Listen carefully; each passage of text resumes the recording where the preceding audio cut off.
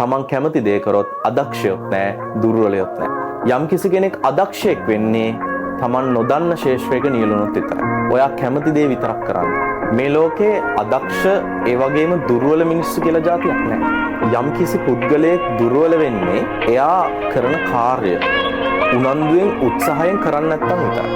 යම් කිසි කෙනෙක් අදක්ෂයෙක් වෙන්නේ තමන් නොදන්න ශේෂ්ත්‍රයක නියැලුණොත් විතරයි. ඔයා ඉස්සරහට යනවා නම්, අනාගතේ ඉදිරියට යනවා නම් ඔයා කැමති දේ විතරක් කරන්න. අනිත් අය කියන දේවල් නෙවෙයි, තමන්ගේ හිතට එකඟව තමන් කැමති දේ කරන්න. ඔයාගේ ජීවිතේ අනිත් අය කියන දේවල් අහලා ආපස්සට ගන්න එපා. ඔයා කැමති දේ කරලා ඉස්සරහටම යන්න. ඔයා කැමති වාහන හදන්න නම් ඔයා වාහන හදන්න. චිත්‍ර අඳින්න නම් ඔයා චිත්‍ර ඇඳලා ඉස්සරහට යන්න. ඔයා කැමති සින්දු කියන්න නම් ඔයා සින්දු කියලා ඉස්සරහට යන්න.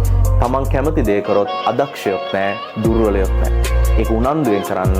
ඒක තමයි දියුණුවේ රහස.